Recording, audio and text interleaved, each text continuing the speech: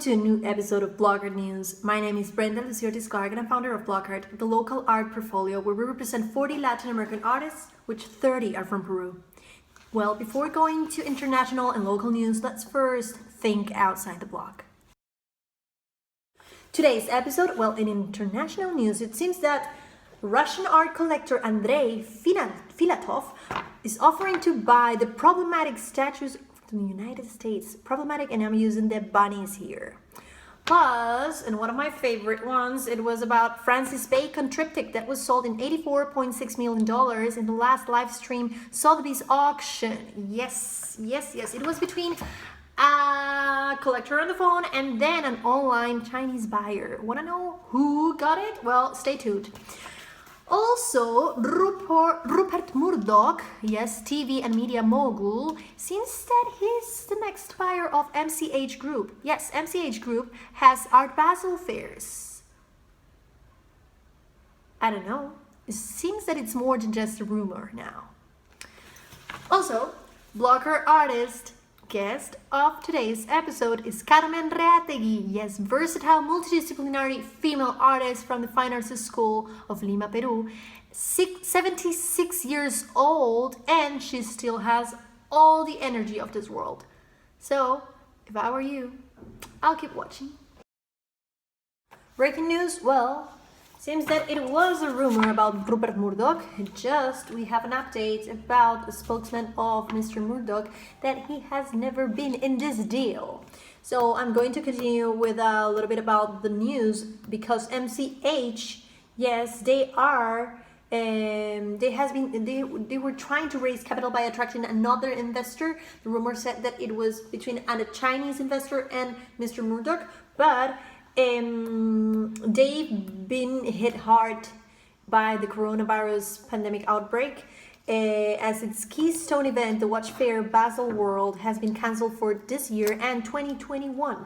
And also this year they had the cancellation of Art Basel in Hong Kong in March and Art Basel, and which has been delayed from June to September, but is now cancelled altogether. In this last, I'm quoting according to the Art newspaper. So I'll keep you posted in case if we get some news about who is becoming a new investor in the MCH Group. Now, Francis Bacon triptych.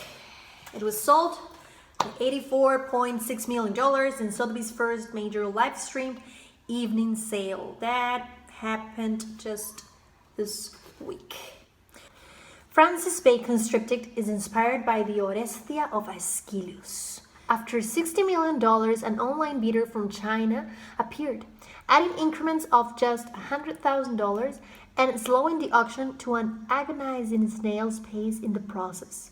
It took 10 minutes for the work to be hammered down for $74 million, $84.55 million with fees, within the pre-sale estimate of $60 to $80 million. While certain aspects of the auction experience will look quite different, the most important things are the same. Like always, the sales include a diverse array of exceptional works of art from artists like Francis Bacon, Roy Lichtenstein, Joan Mitchell, Louise Bourgeois, Pablo Picasso, René Magritte, and Wilfredo Lam, amongst many others. And like always, bidding will be easy. You can bid online or over the phone with a Sotheby's representative. So what's different? Well, first of all, it will be easier than ever before to learn about the works on offer, regardless of where you are. Sotheby's new digital catalogues provide in-depth scholarship, video for every work, as well as many other immersive and interactive features. Perhaps most strikingly though, while I will be the auctioneer for these 3 New York auctions, I will actually be here in London. A multi-camera global live stream will enable me to see and take bids from New York, Hong Kong, and London in real time. In each location, my colleagues will be taking telephone bids from their clients, and I will see those bids through a bank of screens in front of me. My colleagues will be able to see me through screens in their locations, and they will also hear me acknowledge those bids. When you watch the auction on Sotheby's.com, you will see a dynamic global event that represents a new era for marquee auctions. This first online high-tech auction by Sotheby's totaled $363.2 million and brought again the confidence that the top-end market still exists. Don't you think so? Well, absolutely, right? I got the pleasure to be able to take a look to the previous event on YouTube. They have like this live transmissions, and it seems that it was like nicely and professionally handled. But the one thing is that I wasn't pleased with the live transmission on their Instagram account, because you weren't able to literally take a look to the art, but only to the hammer guy. I'm sorry, I don't remember the name, but the hammer guy. And you weren't able to literally see the art. And sometimes the audio, no, it wasn't fair to compare it to the YouTube live transmission or the live streaming on their website. So still, it's a very, very juicy total. Andrei Filatov, a chess enthusiast, art collector, and Russian businessman, he has offered to buy monuments to former US President Theodore Roosevelt and Alexander Baranov, a sadist official in Alaska, as, I'm going to quote him, "First and foremost, this is about preservation of the memory of a statesman who influenced the history of Russia, the development of its economy and statehood," Filatov said in his statement. His Art Rus Foundation holds a 200-strong private collection of Soviet art from 71 to 91 and has sponsored the Serpentine Galleries in London, as well as exhibitions at the Saatchi Gallery and Abu Dhabi. What do you think about this? Do you think that he should be able to purchase this, to go ahead with this purchase? Because the citizens, different citizens, not all of the citizens from New York, want to get rid of those monuments? Or the US government should just not offer these to buyer?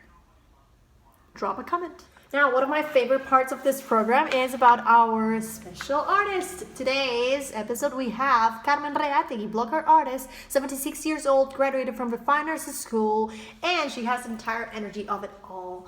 I mean, she's a multidisciplinary artist, and she just feels the life as an entire project, works with projects committed to the society as recycling, pollution, gender abuse, drug addiction, among others. And she was participating in Art Paris. So you want to know more about her?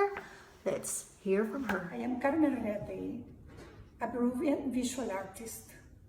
I am an artist because art perceives reality in a different way.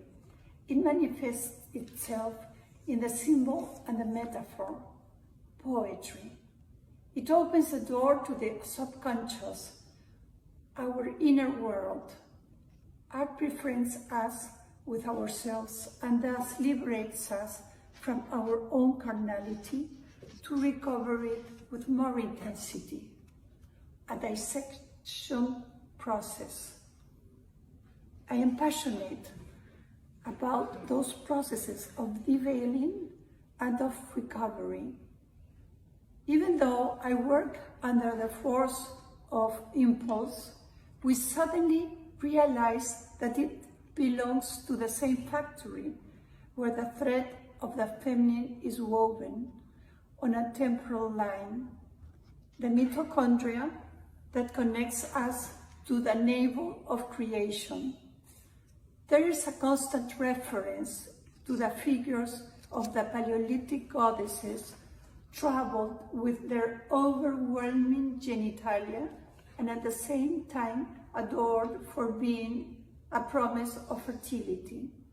Thank you so much, Carmen, for sharing with us. And also I want to add that she had solo exhibitions in Austria, Ecuador, Switzerland, and of course in our country, and participated with the collective shows in Chile with the Bordes del Perú, that happened on October. It was organized in collaboration also with Isabel Aninat Gallery from Chile.